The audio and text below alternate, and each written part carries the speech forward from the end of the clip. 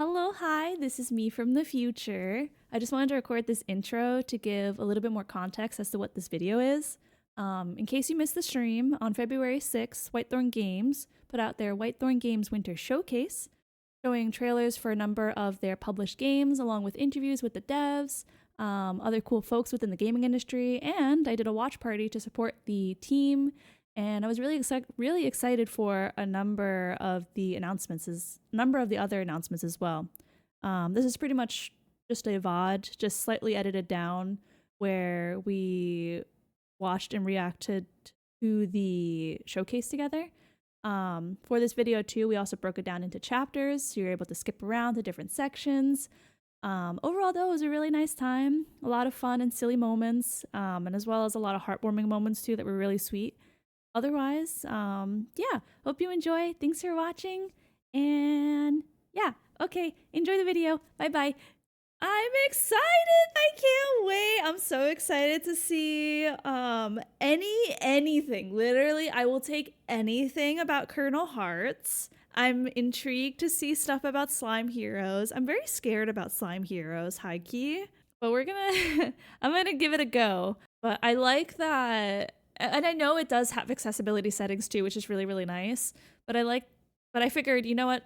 Because I'm also constantly working with Whitethorn, I'll try my first Souls-like being a Whitethorn published game and kind of go from there. Maybe I'll like it. I don't know. But let me know if the volume is too loud, and I will definitely miss messages. Whoa, that was loud. I will definitely miss messages. Okay, we're just going straight to it. Got it. 2, 1. It's time. The National Weather Service has issued yet another severe winter storm weather alert for Erie County beginning this morning. Over 20 inches of snow is expected to be accumulated by the end of the day. Residents are advised to stay off the roads due to blowing snow and dangerous road conditions. Stay safe, Erie. Aw. Liz. Aw.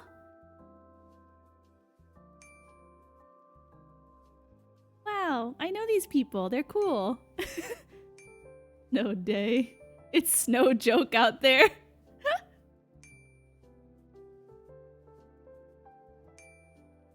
Oh, this is so cute. I love this. Incoming call.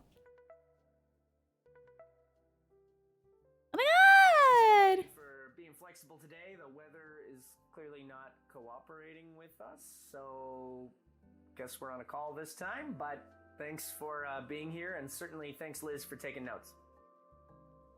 No problem. I'm ready to go. Great. So, Oh, this is so cute. I love seeing the faces of like these people that I've worked with. It's really cool. Anyone have anywhere you'd like to start?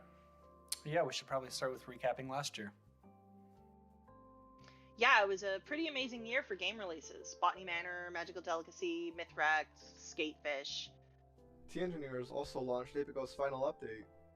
And we had some really fun events like PAX and our annual publisher sale. I have a bunch of trailers we can use for this. Let me share my screen and see what you all think. Cute. Oh, that was released in 2024? I didn't even realize. Sick. That's another game I want to check out at some point is Lake. I just don't know when. But I definitely want to check that out at some point. If I don't get around to it this winter, I'll probably save it for next winter. But it's a winter game. Oh, Botany Manor. Oh, Botany Manor. I love Botany Manor. Oh, what a special game, actually. I wish I could replay that game at some point. Also, Apico. Shout out to my friend Cody being in this game. That's so cool to me. Is that a turtle? Look, Magical Delicacy. Wow.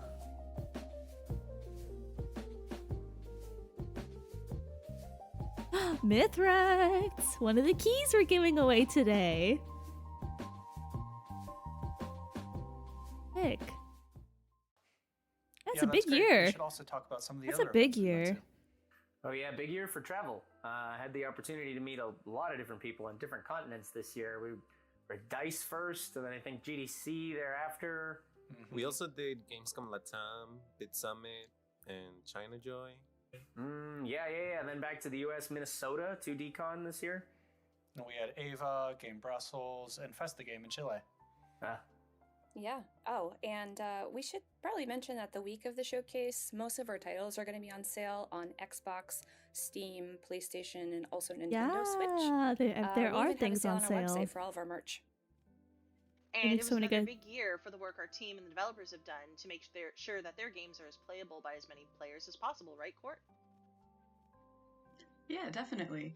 We learned a lot this year from testing, our community, and other partner creators who want to make games more accessible to everyone. And we have so much more coming up this year. Like some new DLC for Calico. Speaking of right, things guys? happening this year, Botany Manor just launched on PlayStation. We should talk about that for sure. Oh, Yeah, I have a trailer for that one too. Tell me what y'all think. Heck yeah. Also, Christy, they don't technically make the games, they publish the games. So you have all the devs that go to Whitethorns and then Whitethorn publishes it. You know what I mean? Oh, that's louder. Yeah. Just to answer your question. What was that? Oh, okay, cool. Wow. Okay, so yeah, I mean, I think, yeah, this news has already been out for a little bit, but yeah, Botany Manor is available on PlayStation as well. I don't know if it's available for like PlayStation Plus, but it is available for PlayStation to buy now, which is cool.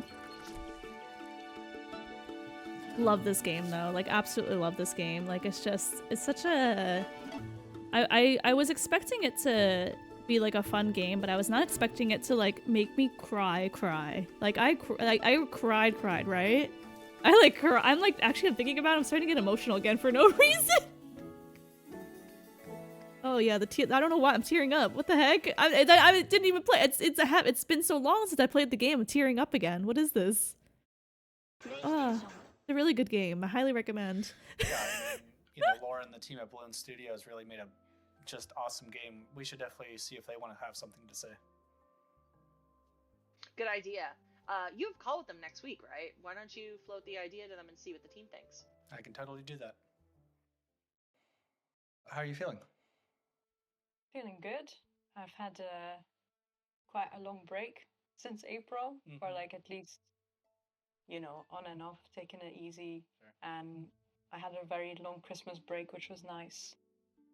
Yeah, no, I feel pretty good about it. It's always stressful when you launch a game, but then when you've had a bit of time to relax and recover, you gain more perspective on how the launch went. And I think looking back on it, I feel the game was received really well, and we're still getting like picked up sometimes in articles, and people are still talking about it, which is just really lovely to see. I could still talk about it. Yeah, I love really, this game. Really good. It's always impossible to know when you're working on a game, no matter how much faith you have in it, how it's going to be received. And I feel like it's really exceeded any expectations I had. We've had really nice feedback from all sorts of different players, and that's just been really lovely to hear. And yeah, I always forget that after you finish working on a game, you finish the hard work, but the game then takes on a life of its own. So if it gets nominated for awards months later, or you keep hearing about new players just discovering it for the first time, that's really lovely to see, and it's been great. Yeah, I mean, the development is such a involved process for any game. What were some of the challenges that you overcame in development?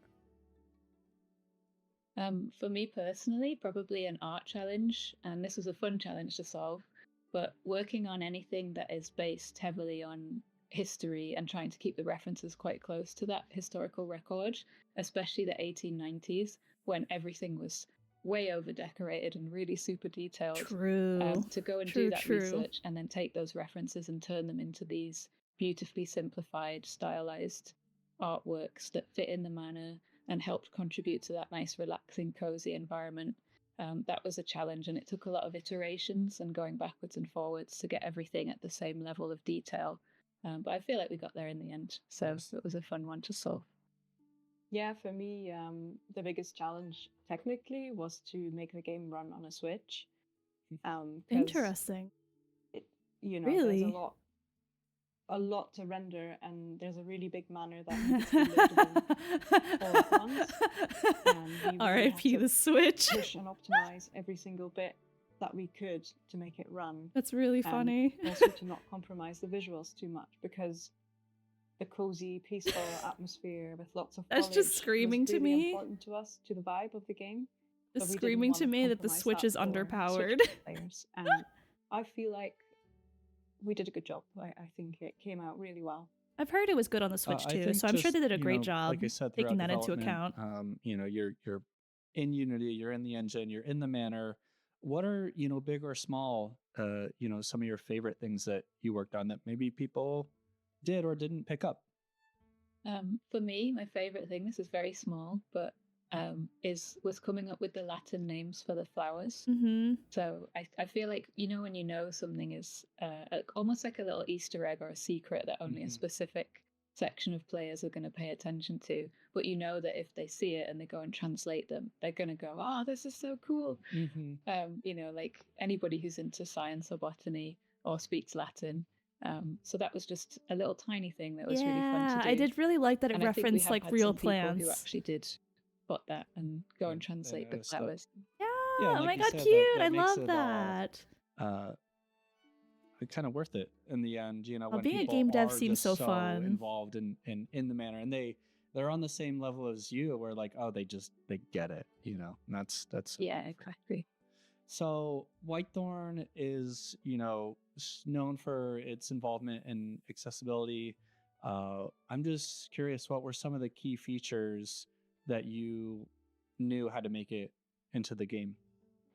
Instead of animating a camera towards a clue, you kind of just quickly fade to black, and then you're cutting that animation also to reduce motion sickness for some people. Thank Yeah. you. It's me. I'm the that's motion just so sickness important, person. being able to reach that community and just allow, these features allow a broader, audience to play. And, I remember hearing about, motion sickness, and that's just so cool that, you and our team were able to collaborate on that. And Yeah, I really add it appreciated to the that. This game. game did not make me sick, which was lastly, fantastic and because for I was my own scared. Curiosity, what is next for Balloon Studios? Sneak peek, We sneak are peek. currently still working together, the two of us, and also with Thomas, who did the music on Botany Manor. And we're just prototyping a new game. And yeah, it's still sort of with the same kind of vibes as Botany Manor, but it's not the same either. And it's got history at its core, escapism, exploration, all those elements as well at its That's core. cool. Yeah, I'll just echo what Laura says, and I guess from an art perspective, we're definitely trying to keep some of the really good things about Botany Manor, but also do something fresh and new. Yeah. I mean, I'm excited, so I can't wait to see more. It was great catching up, and I wish you all the best. Yeah, thank you. Thank Really Bye. cool. Bye. Really, really cool. Gosh, Botany Manor was such a fun game to work on, wasn't it, Pedro? It really was, and I think it was a blooming success. Oh my God. Wasn't Botany Manor also involved in the first accessibility showcase too? It was, and last year we were able to showcase accessibility features available in Magical Delicacy and Slime Heroes. Yes, what an honor. I mean, included with so many amazing developers making stuff more inclusive for everybody out there. Yeah, it would be really cool if we could get the organizer of that showcase to join us for Whitethorn Winter, Laura Kate Dale, right? I'd love to talk to her about accessibility. Well, let's set that up. Laura, thank you so much for joining us today. It's so great to see you. Thank you so much for having me. So you've spent a lot of your career as a journalist and a consultant highlighting accessibility in gaming and in the games industry. So I'd like to learn a little bit more about why accessibility in video games is so important to you. I am a disabled gamer, and my disability has always been intertwined with how I experience video games. From my first experiences growing up as an autistic child, using hyperfixation on Pokemon as a way to try and connect with other people my own age, through to recognizing barriers Pokemon. in the kinds of games I struggle to play, and Cute. barriers that I didn't really have language to talk about why I was struggling with. it felt like somewhere that I had a lot to say that might be able to do some good. And the more of my career I have poured into accessibility beyond just the disabilities that personally impact me, it has become more and more apparent quite how huge a set of room there is right now in the industry for positive growth with things we know how to do. We just need to tell developers, we know the solutions to a lot of these problems, you just need to give them a go. Yeah, I think that's really fair. Seeing all those gaps are one of the big motivators to getting you into this field. Are there any other things that really motivated you to really present this platform?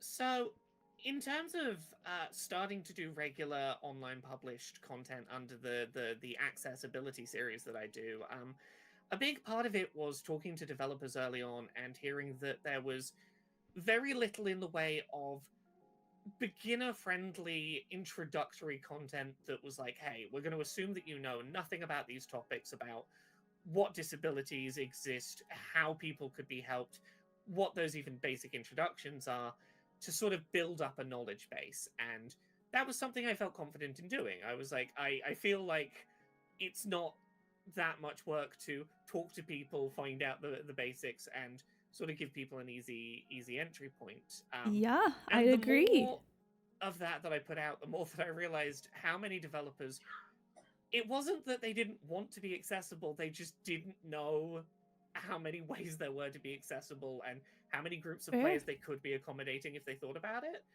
And that was sort of a really self-fulfilling cycle of, oh, even the basics are getting a lot of people going, I didn't know I could do this.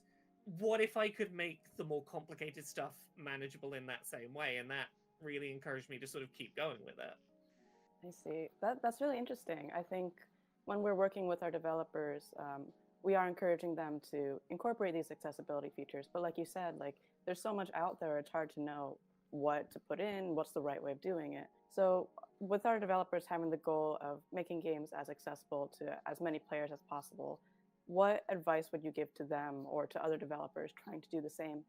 I think the easiest thing is go online and find disabled gamers talking about their experiences. We are at a point in this industry where there is a ridiculous wealth of knowledge out there being freely provided that you can use to learn first-hand experience from different people. If you go to somewhere like Blue Sky as a social media network and look for accessibility, you can find starter packs of hundreds of accessibility people in the games industry to start following who are constantly talking about their experiences and needs. You can Blue Sky's so good for Twitch that, actually. and search for the disability tag and go watch disabled gamers with various disabilities and how they are engaging with games. If you've already got games released, you can go look for that tag on Twitch and find out how disabled people are already working within the games you've released and going, ooh, what can I do to make that easier for that person the way they're playing? There are so many people putting out reviews of video games from accessibility perspectives.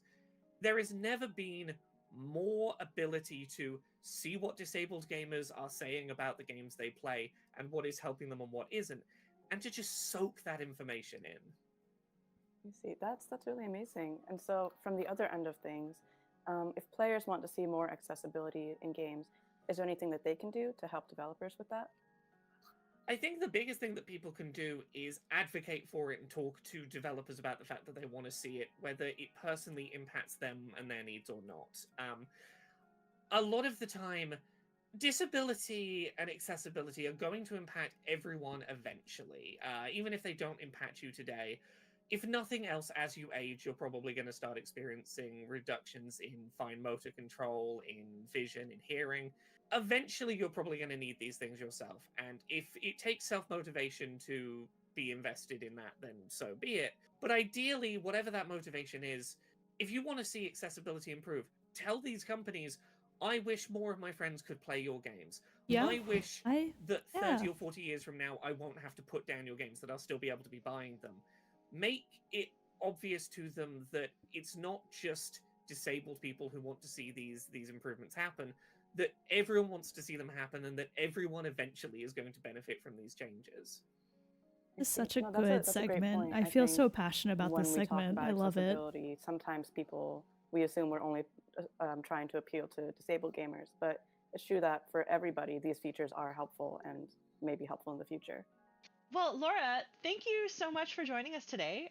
It was so great to talk to you, so great to catch up. And before we go, one last thing before we go, where can people find you? And if they want to get involved with the Accessibility Showcase, how do they do that?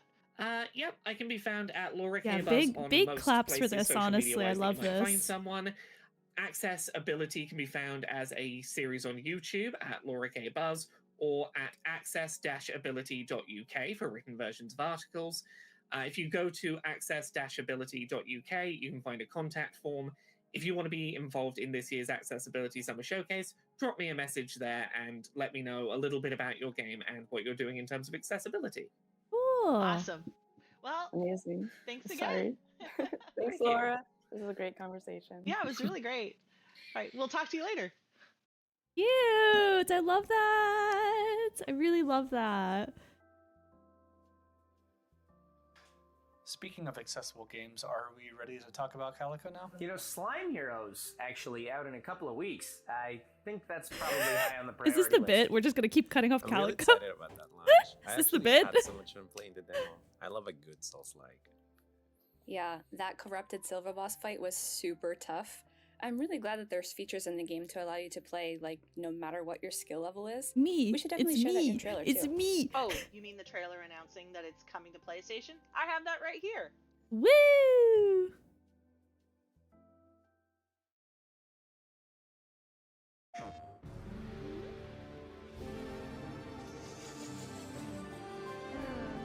Gosh, man, I'm scared. I want to play this game, but I'm scared.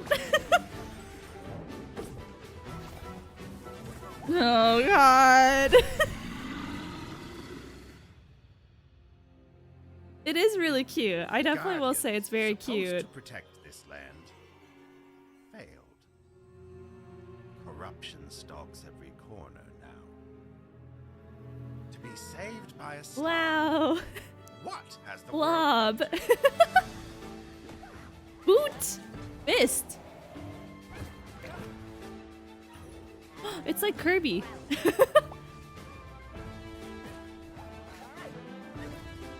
But like it looks so satisfying to play too.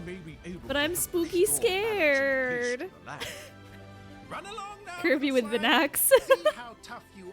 Who doesn't like blob things, right, Ditto? Okay, Ditto's doing good back there. Oh, that's right! You can play with a friend too! I could get help! I'm invested. I mean, it looks really good. Multiplayer! Yeah, let's do it, Alex. Oh! Save the Guardian! Save the world!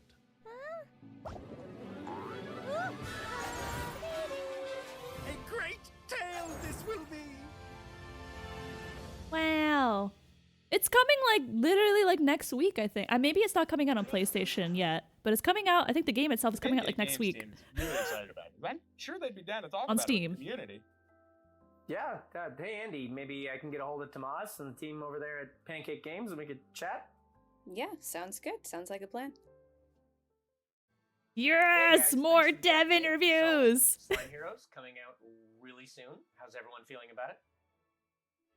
Feeling great. Yeah, we're really excited about this release. I need this game. Well, it's coming out soon. 3 years, and this is the first time the team's. This is the first project this team has built together. So we're just really excited for people to experience it for the first time. Very cool. And can you talk a little bit about the inspiration behind the story of the game?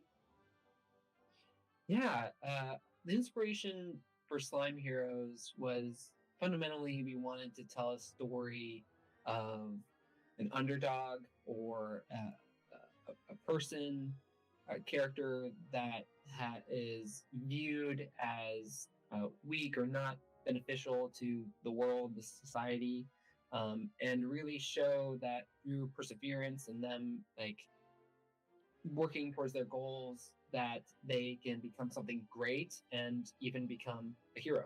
Me conquering a Souls-like. Creating a Souls-like game and making it approachable for players is really important to you guys. Why do you think that is? Why is that so important to you? So we really wanted to make this game approachable because, like, yes, we were making a Souls-like, and Souls-like games are known for being difficult. But there's a lot of great things from those games too.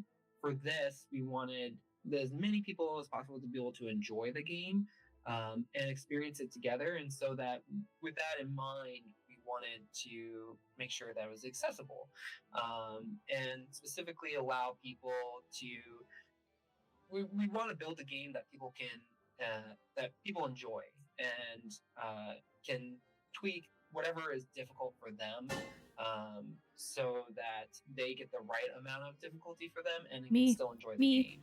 Me. And yeah, like we're just making games for people to have fun. So you can set your difficulty for you.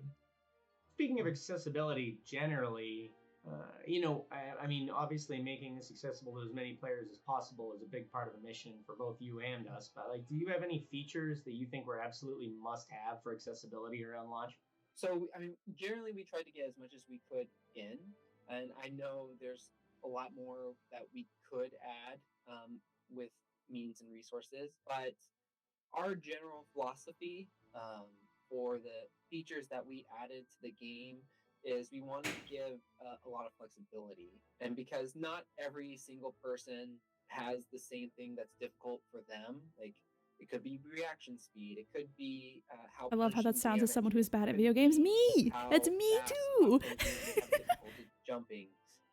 And so, I'll definitely be streaming this game so that y'all can see how someone that is a bad gamer fares up in a game, in a Souls-like game, and see how you feel about it. Sliders to be able to change the thing that makes the game difficult for you, and be able to set that so the game is enjoyable.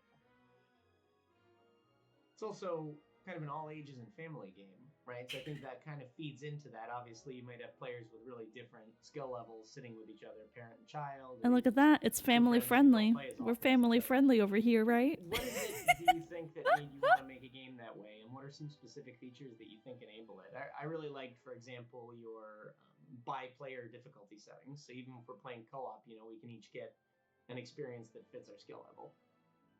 Yeah, very early on, we wanted to make a game that people could experience together. Games are such a great medium to be able to share experiences. And for this game in particular that we were wanting to build, this action Souls-like, we wanted there to be a game that people could have an entry point into that type of genre.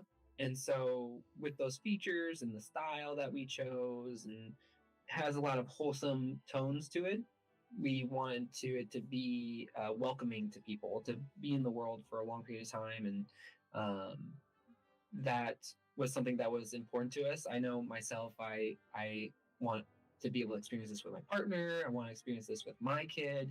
And so we wanted to have that dynamic of, there's a cute, colorful world. The characters are wholesome and whimsical.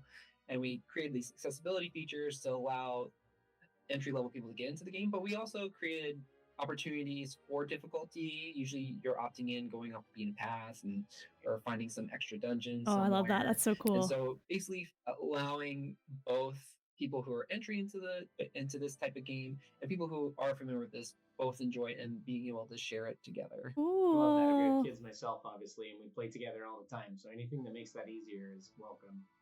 Do you have anything you want players to take away after they're done playing Slime Heroes?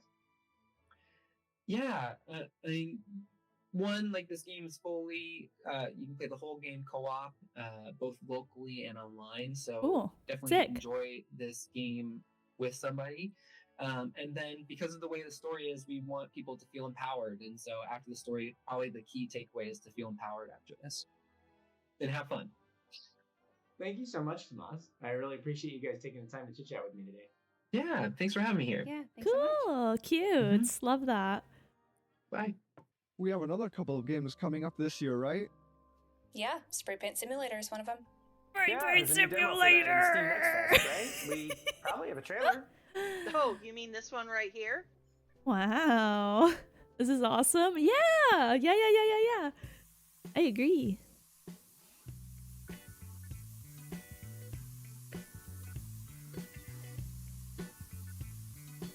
Gosh, my car looks so ugly when I did this.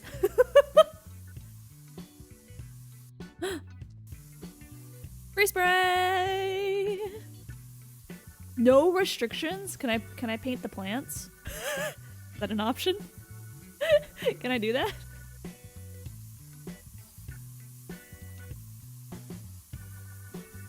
I could paint the I could paint the grass? Are you kidding me?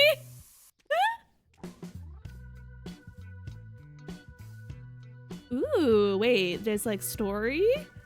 Socks, money? Just as a heads up for those that are not subbed, we have an ad starting in about 50 seconds. I will not be pausing because I have to continue to keep it live, but just as a heads up, feel free to get up, stretch, Yeah, I mean, all the that spray good paint is stuff. just absolutely Once so the ads satisfying start. in that game. Yeah, and I'm definitely going to make it my mission to find all the Easter eggs the North Star Video Games team hid in free spray mode. Oh no, not the Easter eggs. Just go absolutely crazy with the paint, right?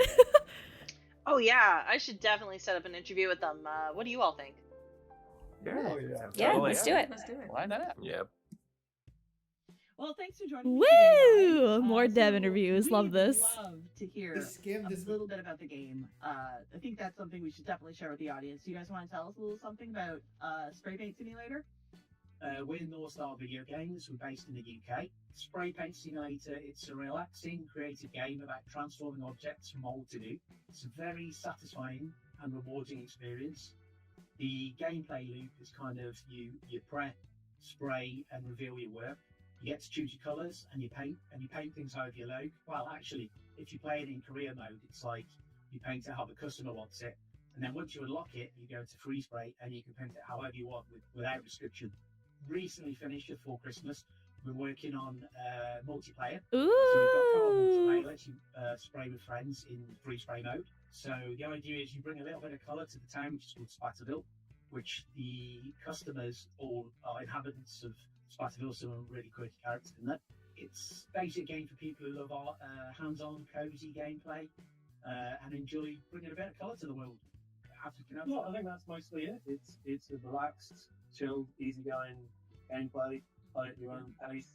Cool. Love Yeah, it. it's, I mean, I love it. what I said like already, Power Wash Simulator already, so. It's got, while it's a job game, it's got all the best parts of the job without all the tedium.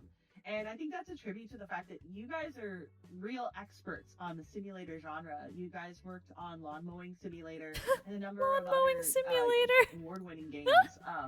So what are some of the learnings that you've taken from working on, like, for example, Lawn Mowing Simulator and other titles that you worked on that you're bringing into this game? First thing I'd say, we work with a great team at Skyhook Games, which are really good, based in Liverpool. I think one of the things that we took away from it is satisfying, methodical gameplay loops.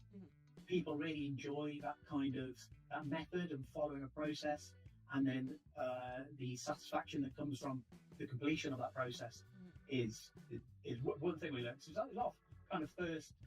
We're very experienced, but that was our first simulation game. We've worked on many other games over the years, kind of like party games, platformers, horror games, narrative, VR, different platforms, mobile, PC, all the consoles. So we've done a lot of different stuff, but it was our first, I think it was our first sim game. Not only was it like, it was an introduction to Sims, I played some sim games before, but it was, when you're working on something, it's a different perspective. And actually working on something like that was really great. Yes, Chainsaw, I feel that. I definitely feel that. It was actually really relaxing as well, especially when we were recreating the British countryside, which I have more to say to that, but I'll wait so I don't talk over them too much. Very enjoyable. That game kind of was very much on the more realistic end of simulation, and which has definitely got its place, and I know players love it. But one thing that we wanted to do with Spraypaint Sim was a less strict approach. So we've got allows more freedom for us to do more things and more playful. Something we wanted to lean into a little bit more. Players love self-expression, and they would do that in all mode sim. So in SPS, we've definitely gone heavily into that. SPS, I like SPS for Spray Paint Simulator. I actually really like that. Which is, play with friends, spray the whole time, do what you want. Yeah. I think Lawn Mowing Simulator differed quite a Not lot stimmies from per everything second. else No. we historically worked on, which were more like third-person games and with the little cartoon character things. And that there is much more of an appreciation of it's about performing tasks. It's about just being very relaxed, and it's not. It's more rewarding to do a relaxing thing than it is like a challenge to climb this mountain or jump this wall. Because yeah, it's good. It's good fun. They're good things to work on. They are fun in terms of messing about and doing things. Like we've tried to make sure that you can just spray everything. So there's the things that you're supposed to be doing, decorating the car or the kitchen, but you can just go mad and paint the trees or the house or the road or anything. Welcome you like, back from the which is, ad, y'all. The kind of thing that in Free Spray you can collaborate and you can just make whatever you like. Yeah. So why is creating a relaxing game experience important to you guys for this one? There's enough troubles in the world at the moment, aren't there? So you think a game should be a way for people True. to unwind and Facts. switch off. You want to create something that's relaxing and not. Although we've got, I've worked on many games which are about creating tension, like horror games, and I've enjoyed that as well. It's just the last few years, it seems there's been a lot of things, COVID, and there's other things happening, and it just seems like a nice thing to give back as well. I love that. It's enjoyable to work on, but to give back. People can focus on a task, feel a sense of progression, which is what you can do with this, with SPS. The before and after transformation is very satisfying, and making something colour and vibrant adds to that experience. So, it's always good to try. You can get from dirty to clean, or in our case, something that's maybe dull, and you added that vibrancy and renew it. It becomes a new thing. That kind of side of things. I think, that's what I would say. I know accessibility is really one of the things that you guys wanted to bake in right from the start of the development process. Can you tell us a little bit about what some of the features that are going to be available in the game and some of the accommodations that you're making for players to get as many players playing as possible? Yeah, most definitely, Chainsaw. I agree. The most important thing is that lack of pressure and slow pace, or at your own pace. And no requirement things like rapid button presses or holding down buttons or button combinations. We made an effort to try and make a very clear user interface, and we use core text in line with a lot of accessibility guidelines. We support adjustable controls so that you can remap everything. Multiple different ways to play it, controller, mouse, keyboard. I think some players find a kind of methodological, repetitive actions help focus and relaxation. And this is me with this is me with House Flipper right now. I think that covers the main things that we've got. Cool. Well, our time is almost up, but we didn't get a chance to talk about that awesome soundtrack. Do you guys want to? Yeah, tell me about this music. The music was crazy in the demo. It's the perfect music to paint to. What inspired you guys to go with that kind of sound? It was so good. It was so good in the demo. I was trying to go towards something that's maybe a bit more relaxed, chilled, but laid back, easygoing, and upbeat, really. But because what we've gone for is, you did quite a lot of research when we were looking at similar comparable titles. Then you look at the reviews, and what a lot of players tend to do is they'll switch off the in-game music and they'll put a podcast on or listen to their own music. So what we've done is, there's a real-world device in the game, so it's kind of a radio. So you can pull the radio, and it's free. You don't have to buy it in the shop. You can drop it in the scene, and you can. This is also a little bit influenced by games like Grand Theft Auto, where you've got the radio in the game and you can split it. Right. Oh yeah, that's right. Idea where it's kind of, you just flick the button and it plays different tunes on the radio at the time. But all the tunes are relaxing. There's some funky ones though. There's some really good hits in that. You don't want to take it too seriously, so maybe a bit of elevator music in that. And it's so good. It's so good. And we're not putting the game. We decided not to put it on by default because we want people to make that choice. So it's kind of like, it's there. I like that. I really like that. That's cool. That's nice. Then you turn it on. If you don't put the radio in, you don't have the music. Yeah, it's not in the settings. Instead, it's cool. It was definitely I watch. There's a cat. tons of stuff There's a on cat social behind media, Adam. loads of different videos. I saw the cat Also tail. just tapping into my own The experience cat of booty. music that I find relaxing, but also Show us the lots cat. of things that I like, what other people might like as well. Because it's radio, you can switch channel. Yeah. So you've Also, got the same here, X station, so it's kind of Chainsaw. like It's nice you've to got like to sit appeal back to and everybody, what relax other with people like the as well. controller. So try to think about that a little I bit feel you. as I well. definitely feel you. I was wondering what that like black thing was in the back. Now I know it's a cat.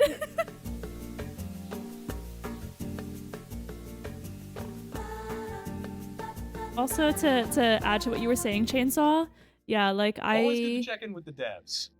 Yeah, with each other too. Yeah, I mean that reminds I me. struggle. That's Safe why I Harbor really World like House does. Flipper. It's so important what they do. Because we should totally use Whitethorn I like Winter doing the to career promote mode your in House Flipper because I don't Yeah, want to let's see if think. we can I get just that want set to up. do the thing. So it's really nice in that sense. Thank you so much for joining us today. How are you doing? That's such a cute hat. Do you know what? It's been snowing here, and everything has just been solid white ice outside, and it got so great, and now it's all melted, and I can see like a little bit of green again. Oh, there's a It's shy guy in the properly boosted back. my mood. Yeah. We need those. Cute. We need those breaks in the dreary winter that's happening right now, right? Oh my goodness, yes. So why don't we get started by why don't you tell me a little bit about Safe in Our World? I know it's done some incredible work providing resources and support for mental health and well-being for people A in the games Dalek figure. industry. I was like, could that you looks talk a little to familiar. this? Yeah, that's what it's Well, called. There's so much that Safe in Our World does. There's like the Level Up partnership, which is basically where we collaborate with game studios to help safeguard the well-being and mental health of developers and the wider team. Oh my god, bless up. Through that, we have a wealth of resources we've got like a website portal where we host training and there's resources to access. We invite industry experts to give talks and workshops. We've done stuff like self-advocacy training, things like that. Junji Ito collection I think too. We've signposted That I an can't estimated spot. 500,000 people to life-saving, game-changing mental health resources via our website now. We've got like this system where you can find mental health resources and like services in your local area. And yeah, Awesome. I That's think wonderful. The thing that really got me as a community manager, as someone who likes to learn about people around me, was and something that I contributed to myself when I was an ambassador was It does Safe in Our look like World a Junji platform Ito lived collection. experiences. We've got a podcast called Safe Space, hosted on our website. You can get it on Spotify. I think there's a few other platforms. Is that the what the There's, pastel our books are? stories section of the website as well. We regularly share blogs and articles, often unpacking misconceptions and breaking down stigma with real life examples for Nice. mental health situations that people find themselves in. And the last thing I was going to mention is that last year we hosted a games development challenge. I'm over the course definitely of going to check 5 out that months podcast. saw That over podcast sounds super interesting to me. submissions of indie games on itch.io, which was a really big deal. We were so Woo. excited to see what everyone had made, and all of those games had mental health themes. Oh, That that's is so absurd. cool. Yeah. Why is it so important to you to platform these ideas to promote inclusivity, to normalize mental health? It's kind of like the same with a book or a movie, right? Games as a platform provide space for storytelling. And one of our chief goals is to break down stigma around mental health. So the more stories we can tell, the more light we can shine on what everyone's experience is, what everyone goes through, the more empathy we can build, the more understanding we can build for our fellow human who might be struggling.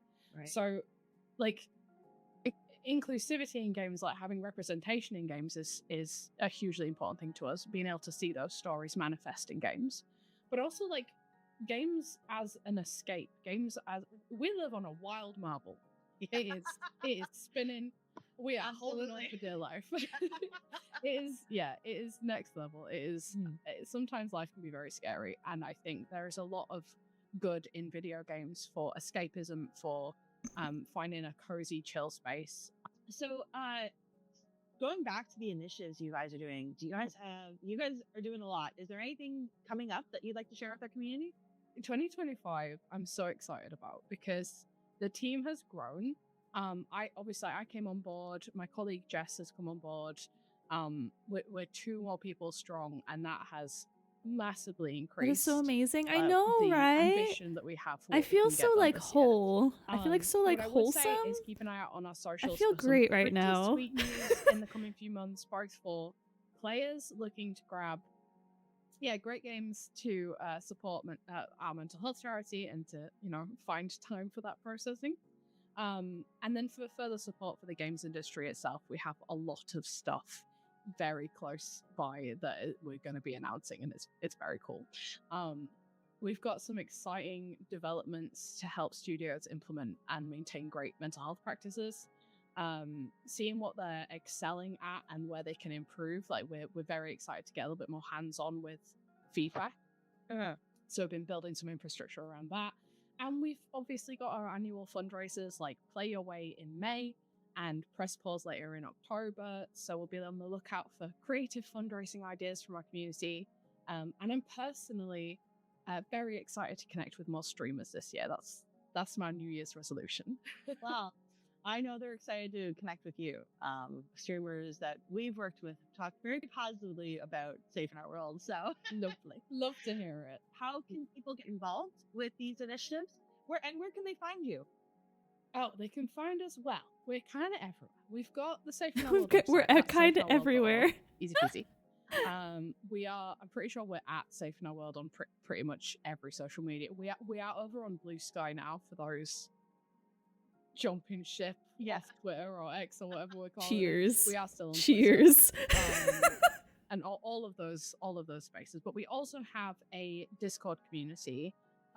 Pretty sure it's like over 2,000 people at this point. That's so if many not people. more. That's so many really people. Very cozy, wholesome little space. Little, 2,000 recommend people. it if you'd like to join, that is the Safer Together Discord. So easy peasy to find over on our website. Great. All right. So before I let you go, what's your favorite Whitethorn game? Well, okay, so bear with me because I'm a big fan of that kind of laid back, cozy vibe day in the life simulator. And I heard really good things about Calico. Now, I picked it up for my sister's birthday present last year, and because she's big into cats. She wants a cat, as she's always banging on about this cat cafe that she goes to. So I thought that's a Me and Chris perfect every fit, day. right? We're going to Everything the I've animal seen in that shelter. game makes me want to play it so bad, but alas, my backlog of games remains untouched. Same chainsaw, soon, same. I I'm with hope you. to make space for it. It's definitely the next one on the list. Well, we're excited. We're excited to hear what you think after you play it then. The art style is so cute. It really is. It's really awesome. I think you're going to really have a good time when you jump into it. Looking forward to it. Yay! Thanks so much for joining us again today. It was really great talking to you. Yeah, it's been lovely. Thank you for inviting us. It's always nice to have a wee chat and A talk wee about chat. what we're always up to. So. Absolutely. Yeah, we'll talk soon. Bye. Bye. Okay, I will definitely be checking that out for sure. What we'll probably do is like after this is done, like go through all the different links and check them out together. More inclusive to creators and players, but it still has a long way to go. It's groups like Safe in Our World who are leading the charge in education and providing much needed awareness, support, and destigmatization in the industry that will help us bring the game space that we all love to where it needs to be. How can we help Safe in Our World do more? You know, there's actually a number of ways. There's programs on their website, and also you can donate directly. But beyond that, they also do adult charity ones and bundles 6 sometimes. Remember kittens. last Can year I we have were all in 6 one of theirs? kittens? Yeah, we were. And I can I guess just have all of them? Stay tuned and see what they have cooking this year. Cooking. Hey guys, it's really coming down out there. Is it a Botany Manor stained glass sick thingy? of the snow. I would rather be on a beach. I want that. Anywhere. How? I want that. You mean a beach like Behind Pedro, there's a stained glass window from Botany Manor, and that's so what cool. I would give to be there right now. What I would give for that Well, stained glass thing. Showcase. Don't we have an announcement about a new platform? Yeah, it's coming to PlayStation. You guys want to see the trailer? What's coming to PlayStation? yeah. What else do we have left? Yeah. What else do we have? I don't know. New platform. E. Oh, that's right, Mythwrecked! Sick! We're giving away that game today, not on PlayStation, but on Steam.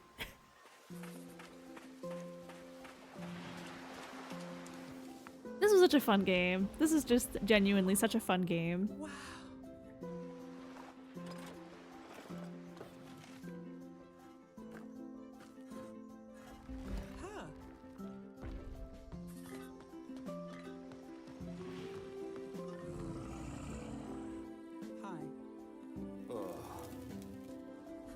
I love the little details that they had for like the sound for all of the characters too. Like Hephaestus had like a fire sound for his like text, and like Athena had like a little owl sound. I really love that. I really love like the little details like that. I don't think I ever like specifically mentioned that, but I had a lot of reflection of this game after I finished it, and like I thought about more and more things, and I was like, oh, that's so cool. It was a really good game. It was genuinely a really fun game for me. It took one of my favorite parts of Persona and just made it an entire game, and I was loving it. And I love Greek mythology so much.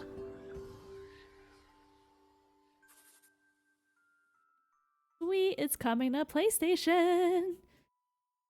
Yeah, I definitely recommend checking this game out for sure.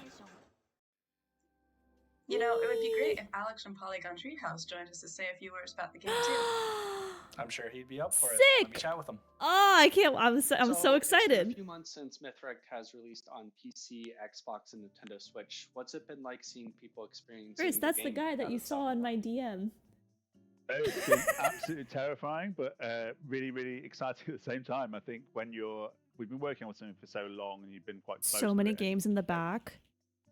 and nurture it. And No make sure context it's, needed. Perfect thing, and then it's out into the world. No and people context playing needed. it and, interacting it in their own ways. No, and experiencing the story. I'll tell the story after It this. was really scary, but we're building games. Greek to be mythology played, is so and interesting. It's so always really exciting good. to see how I different love people react to it. it. And I read the Percy Jackson people books connecting growing to up. the story and the characters. So yeah, really, it's just the most rewarding bit of making a game, seeing people play it and seeing people enjoying it. Right. Yeah. Right. Well, hopefully So we've many had, games behind some them. time to rest and recover now that it's been out. But I'm just curious about the most fulfilling parts, big or small, that come to mind throughout development or even post-release. So I think one of the coolest things I think it was Summer Game Fest, some really awesome cosplay of our main character Alex. It was quite There a was confusing situation cosplay? because I'm called Alex, the player character in the game is called Alex, and the lady who did the cosplay is also called Alex. Oh And no!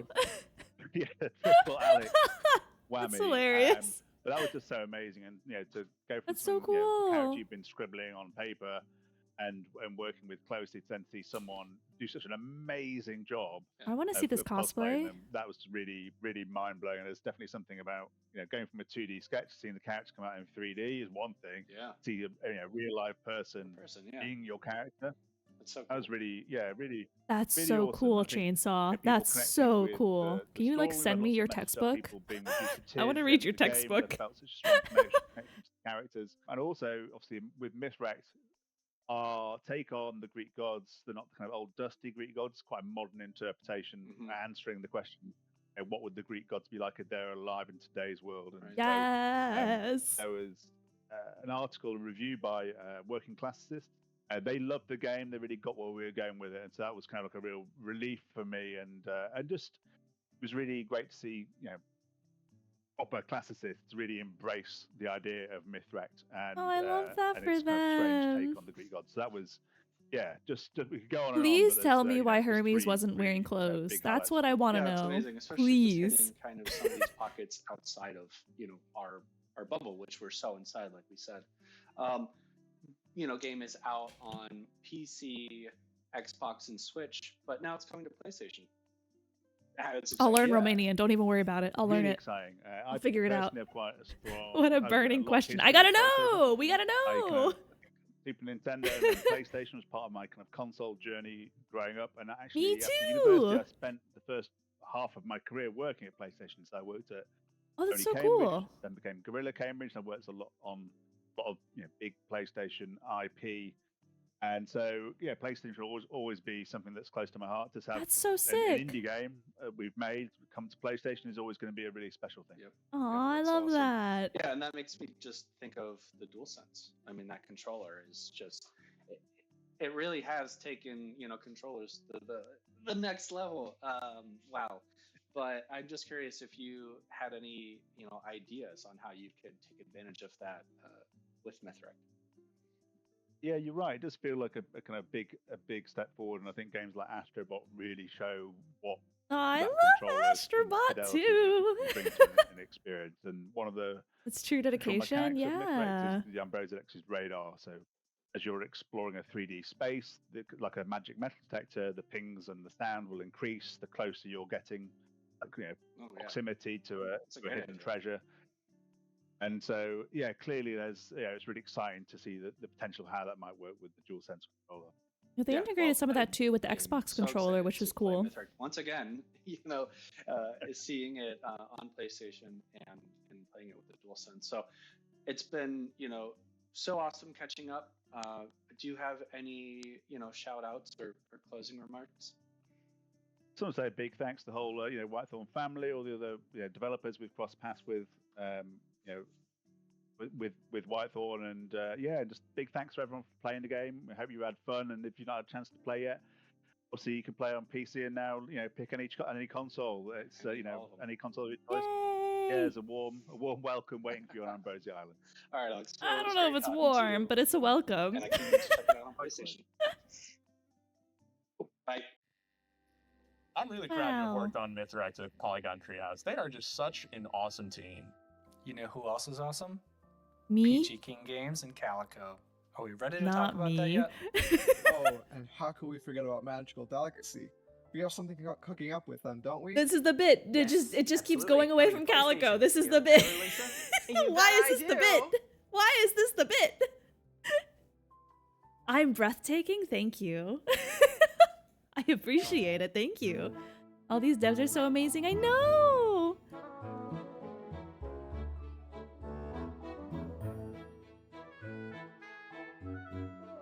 Oh, I love the music from this game so much. It gives me chills.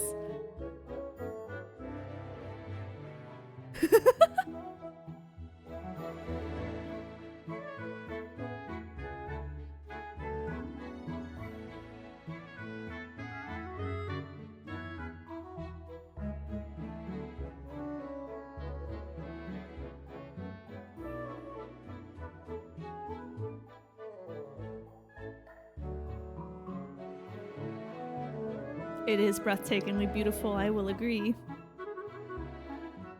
It really is like something, it really does feel like something special. It's taken me forever, but like, I keep coming back to the game for a reason, like, and I'm very excited every time. I'm just like, okay, what are we doing now? And then we're struggling, but like, I'm still having a good time, and I'm just like, made me hungry. Hey, there's some more Magical Delicacy, right? It was a really big hit with our community and creators too. Speaking of creators, we should chat with Stream for a Cause. We collaborated on quite a few charitable initiatives with them last year.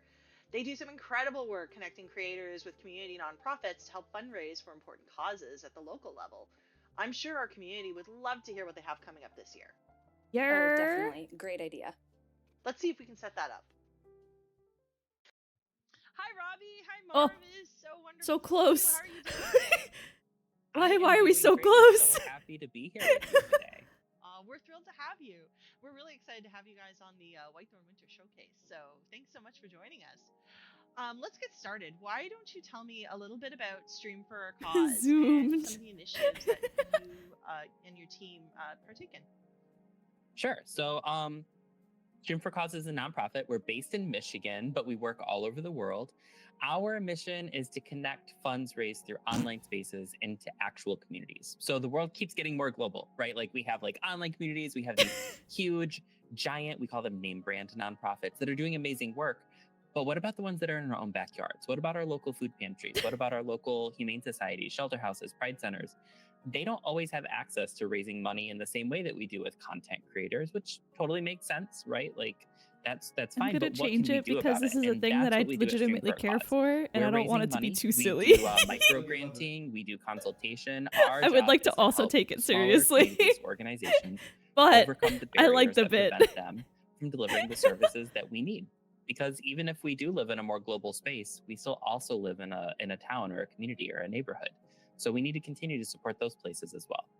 And we work with content creators of any size on really any platforms, and we take those funds and we not only crowdsource them for Stream for a Cause, because like Robbie said, a lot of these small charities and nonprofits that we work with in these local communities, giving them money sometimes doesn't always solve the problem. So our sustainability coaching and our other programs are so integral to Stream for a Cause, and we really have our content creators to thank for that. That's amazing. So what do you all have planned for this year? Well, we're kind of coming up on our biggest campaign of the year, which is our Pride campaigns. We do a lot of awesome things with that. We have celebrity guests. We have a bunch of content creators. I think last year we had between 250 and 300 content creators who all came together to raise about $100,000 for Stream for a Cause. I love that. It was an amazing time. There was tournaments, events, individual streams, raid trains, like you name it in content creation, and we were doing it because it's about also giving people a vehicle to be creative. And we also treat it a lot like a digital Pride festival. Pride is awesome, but not everybody can go. It's not always accessible. Sometimes it's in places that are just unreachable for people who have different mobility needs, or maybe it's in a place that it's not safe. You might be trans, and going to Pride is cool, but also you'd be outing yourself, right, to folks that you're not comfortable with. So what we also try to do is bring a lot of the information, the resources that you would associate with Pride. We try to bring them as well to a digital space. And we're really excited to do that again this year. Pride is really important to our community. A lot of our content creators identify in the LGBTQAI+ community. A lot of our content creators are also just a part of marginalized communities in general. We have a lot of great allies as well. So Pride is always a really great time for us all to get together and most definitely have that pride. I love this. Yeah, exactly. I really do love this. It sounds like there's a lot of groups and people that are doing stuff like this, and it's really wonderful to see it across the internet. With such that's a great thing about the internet for sure. There's a lot of negatives, but the space that are created for Pride are just really wonderful. Very important. Why is that? I think that it's because people like to see games that they can see themselves in. It's such a point that's like said time and time again, but it's so true. Of all different types.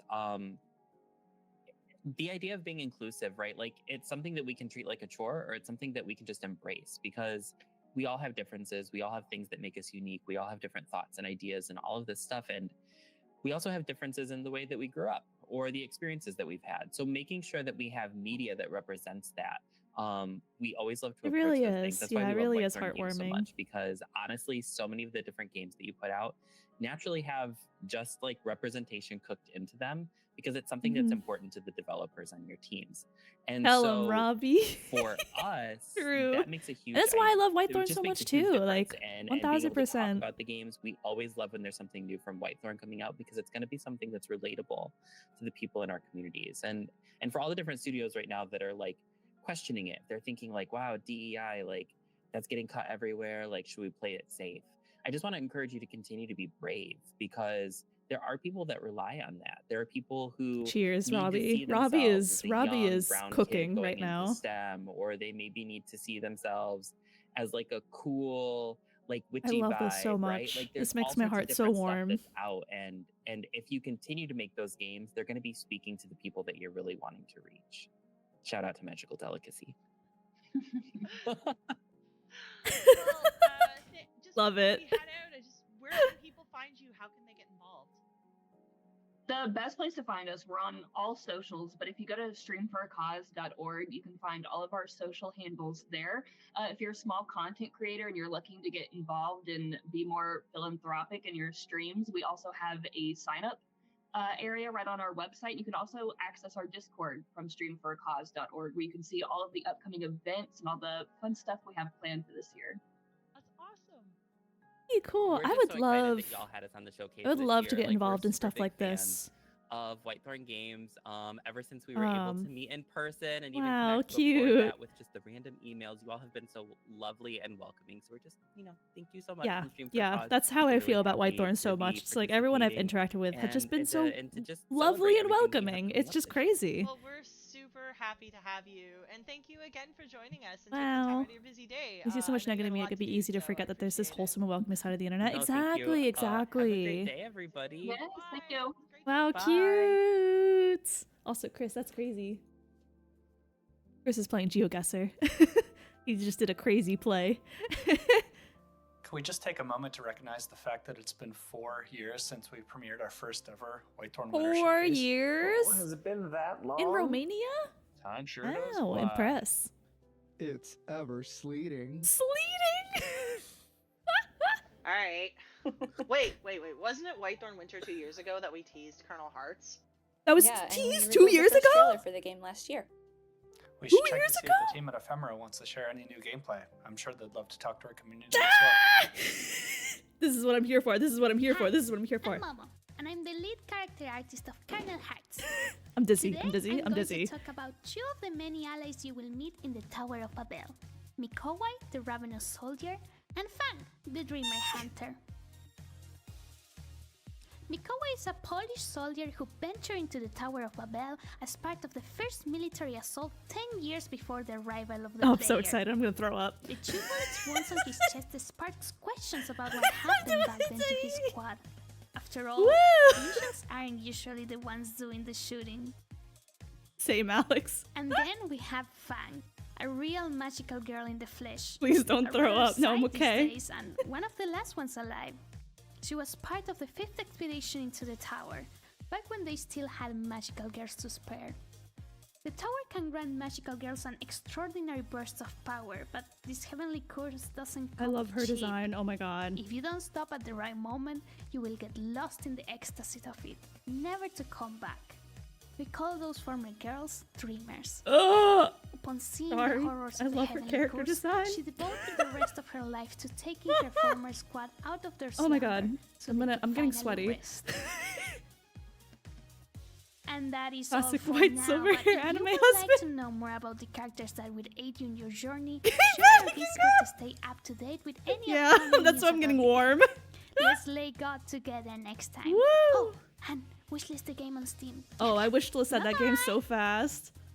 Oh my god. No, give me more. Give me more. Family friendly. We're family friendly. Yeah, Kernel Hearts revealed that it's coming to Xbox, right? That was at the Latin American Game Showcase. Yeah. Yeah, and that was such a great show too. There were so many awesome indies from Latin America.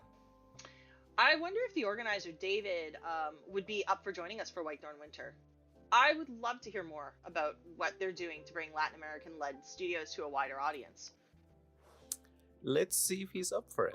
Yeah. Well, David, it's great to meet you. We're excited to learn more about the work that LAX does in bringing global exposure to Latin America developers and studios. Can you tell us? I will wish list it. Yes. Support Kernel Hearts. Any developers in Latin America and how they benefit from it too? Yes, for sure. Well, first, thank you guys for including us. It's been a pleasure to collaborate with Whitethorn in the past. We're super happy to work with publishers that are also bringing attention and supporting devs in our region. So this is a pleasure and an honor. So thank you for having me. And yeah, the Latin American Games Showcase, it's precisely that. It's a platform that we started working on late 2022, 2023, I believe. I'm already lost on time. But we've done basically 4 editions already, and the whole idea of it is to bring more awareness and visibility around the games being developed by Latin American developers, both within the region but also overseas. Like we've had teams from Colombian developers that are working on games from the Netherlands, and a lot of people in the I think off the top of my head, UK. Kernel Hearts is one game that's developed by people in Latin America, and then Evans Remains and Recall, same dev as well. I think they're from Argentina, which is really cool. You guys, we've had, fortunately, we've had a lot of a success in this past editions, not only visibility-wise, but we've had several teams that have gotten picked up because they were found while watching our showcase. So that's always great. And in the past couple of years, we've integrated also a Steam sale, and that has also garnered a lot of success. So yeah, the idea is for us to have at least 2 showcases a year where we highlight a bunch of games. We've done so already for over 230 games of the region, and we want to keep the work going. We want to keep working, and we're excited to keep on going and growing with the platform. Nice. Thank you. So, what are your plans for 2025? 2025 is going to be huge. We have, of course, the plan to keep our 2 big windows that are going to this year again be in collaboration with Jeff Keighley and the Game Awards team. So we're going to be on Summer Game Fest, and we will be at the Game Awards as well. We don't know the shape that that's going to take for the Game Awards. We're thinking of changing formats for that one, but we're going to at least take advantage of those windows and the huge platform that Jeff and his team has given us. I love that. Year. That said, we're working on a lot of other projects to keep on supporting the devs. So not only the Steam sales are going to come back, but we are now actively working on a game jam that's going to be, we're going to be announcing soon. Probably when this goes up, it's already announced, so all good. It is. We're also working on a couple of initiatives that will include a lot more collaboration with content creators from the region or content creators that want to support the region. Because even though we understand the importance of the sales and the wish lists and all that stuff, we've grown to know that the best way to market the size of our games is through word of mouth and content creation. So we're trying to create spaces where we can collab with a lot more content creators and hopefully get more visibility that actually turns into sales and wish lists and active wish lists for our games. Sick.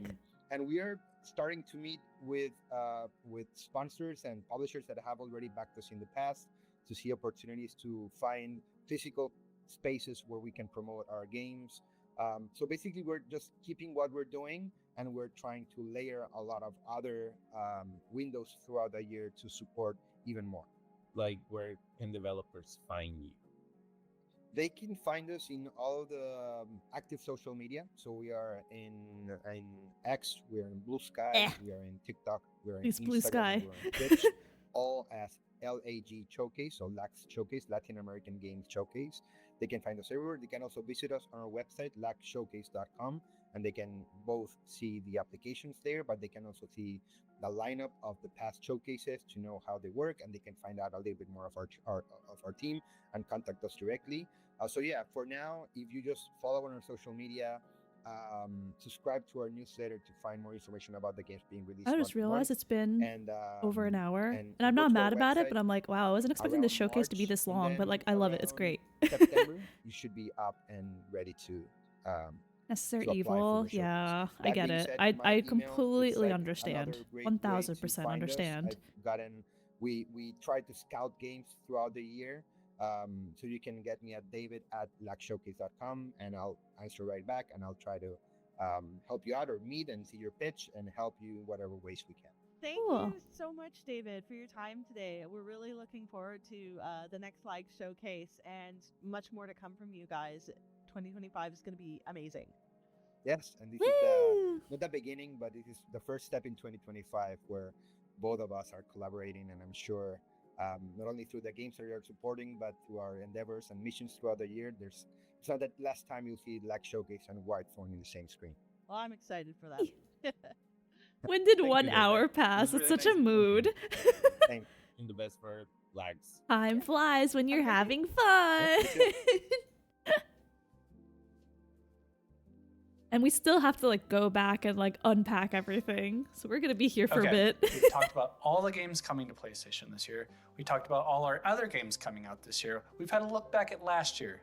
I hope your call is okay, Christy, or it went well. Oh, guys, we're almost out of time, and we forgot to talk about Calico. Peachy Keen Games has new DLC for that really soon, right? Yeah, Calico Neat Things. We have something special to share about its release date, right? We do! Actually, it's launching during the Whitethorn Winter mention Showcase Pog. on PC and Nintendo Switch. Yay! You mean right meow? Right meow. Roll the trailer! Woo! And we're giving away Calico today. No underscore. You forgot the underscore. There you go. Like nya meowdy. Whoa! Wait, the cats are sick! Y'all saw that? They're silly. That's cute. Axolotl? Flying with cat? That cat's walking on its hind legs. Wait, what? That cat was walking on its hind legs. What? I have not played Calico yet, actually. That was so What a great way cute. to end the show, don't you think? Yeah, I know our community has been really excited about that. A lot of people love Well, Calico. everyone, I just this haven't has picked been it a up very yet. productive meeting. One last thing, though. I want to make sure to extend a huge thank you to the members of the press who covered us over the years, the fantastic content creators who've shown us so much support, and That's of me. course our wonderful community. That's We also couldn't have me. had such an incredible 2024 Wait, I without like them. this. I really hope they're excited about what we have coming up in 2025. Yeah, absolutely. And I mean, that extends to all of our partners, developers. You gotta play it, Christy. You gotta get on it. I think all of them are walking on their hind legs. That's sick. You know, That's to name a few from awesome. the showcase, Safe in I Our love World, that. Latin American Game Showcase, it's Stream for a Cause, of course, Laura Kate Dale and her accessibility showcase, and anyone else we haven't mentioned that's been a continued part of our mission to get games in everybody's hands. Yeah, I mean, definitely. And thanks, Liz. You did a great job. Game problem. I'm backlog is happy to help. real. It's I'm so okay, excited for Christy. everything coming this year. Well, thanks everyone for joining today. Make sure you all stay safe during the storm and don't forget to shovel your sidewalks. There's people walking. Stay warm. Oh man, I don't want to shovel my sidewalk again. Yay! Have a good afternoon, everyone. Peace. Bye, everybody. Bye. Be safe. Wow. This could have been an This could have been in an email. No, not like that. Wow. G-bye. Just keep Steam open since I'm going to go back to wishlist different games. Sick. Is that it? That's it. We did it. Let me see. We want to watch, because let's see. Games that I am definitely going to be playing the moment that they drop are or rather, as soon as I can, the moment that they drop. Work dependent, of course, and life dependent. But let's watch the Spraypaint Simulator demo. I will be streaming it soonish. That's all I can say for now. That's all I've got. Let's check this out again. Why not, right? I remember we did the car. We did the car for the demo, and that was fun. My car was so ugly. I love they just pan over. I like this free spray. Free spray is cool. And I knew this game was going to be... They announced that this game was going to be multiplayer like a while ago, but I like this. And I'm just happy that there's like a campaign mode, because like, I agree with you, Chainsaw, for sure, that like, trying to be creative... The grass is what gets me. Trying to be like creative, kind of, as much as I am a creative person, I also just like when someone tells me what to do in these type of games and I just do them. There's something about that I enjoy. So I like that there's a campaign mode in this game for that. I like that there's a campaign mode in Power Wash Simulator. I like there's a campaign mode in House Flipper because it gives me like something to do. February 3rd. Oh, new demo available! Whoa! Calm down. The demo is available February 13th. Okay, new demo drops on February 13th. I want to check out this Calico one again. I want to see the cats on their hind feet. I just need to see that again. I'm ready to pause. Wow, look at him! Look at him standing there! He's just that's Precious standing. That literally looks like Precious standing. Look at them go! Wait, go back. The dancing! The dancing is so silly. This game looks so cute. That little like mini game. Bird! That's what that is. It was so fast. I couldn't keep up with what was happening. Axolotl is cute. Look. Wow. What? Wait. I gotta see the background. Look at them. Yeah, they are all walking on their hind legs. But then this is like a regular looking cat. What? Awoo. Look, he's standing in no, don't show it again. Right there. Look, he's standing. Those cats dancing is the best thing I've seen all day, right?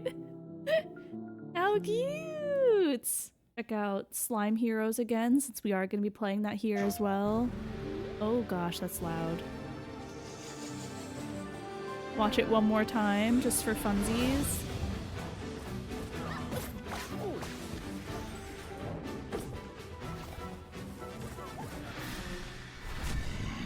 I don't know how I'm gonna play this game. It's accessible for everyone, for children, adults, me. So like, I should be good, but I'm scared at the same time still, because I've never played a Souls-like before. But like, I have to try it. I have to try it. I have to try it. I can carry, thank you. I have to give it a go. I'm looking forward to it though. I'm looking forward to trying it. But it's accessible, right? So it's gotta be good. Seems like this would be the one. Yeah, it's this or another Crab's Treasure. I feel like those would be the two Souls-like that I could play. And the slime is so cute. He's just a little blob. Like, I want to draw him. He's just so drawable.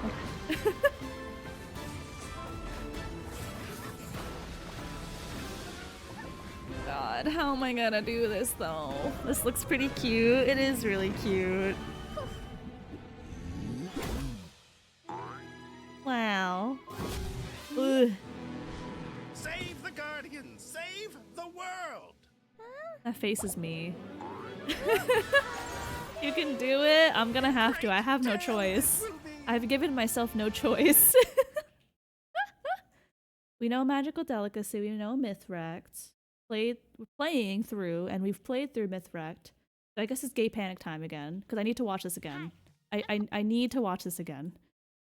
I'm Momo, and I'm the lead character artist of Kernel Hearts.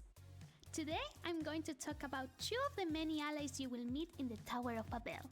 Mikowai, the Ravenous Soldier, and Fang, the Dreamer Hunter. Mikowai is a Polish soldier who ventured into the Tower of Babel as part of the first military assault 10 years before the arrival of the player. The 2 bullets wounds on his chest sparks questions about what happened back then to his squad.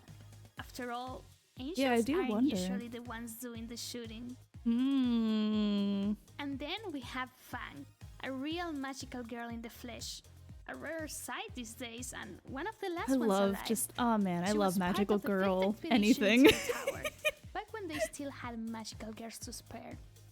Oh my god. Magical girls are so good. Bursts of power, oh, thank you. Heavenly curse doesn't come cheap. If you don't stop at the right moment, you will get lost in the ecstasy of it, never to come back.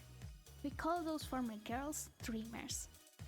Upon seeing the horrors of the heavenly curse, she devoted the rest of her life to taking her former squad out of their slumber, so they could finally rest. But the game. I'm weak. Let's lay God together next time. I'm so in. The game on Steam. Yep. Bye bye. Yep. Woo! Yo, let's go watch the original trailer for Kernel Hearts. We're watching it again. It's really loud. Now I can watch this again with more context. Team Fang, real, true. I love her design too much.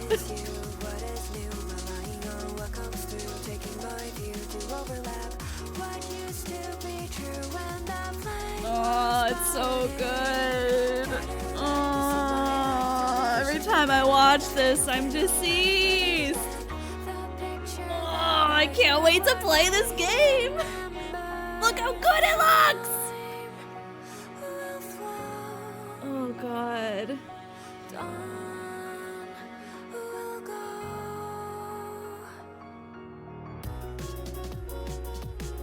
Animation goes hard, I know, right? Oh!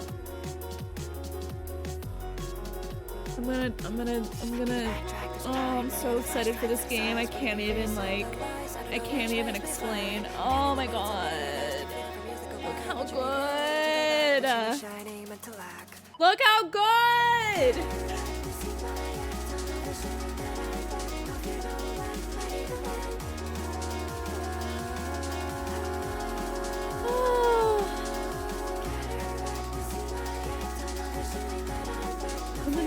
for playing this game, but I'm gonna have it's gonna be so worth it. I don't even care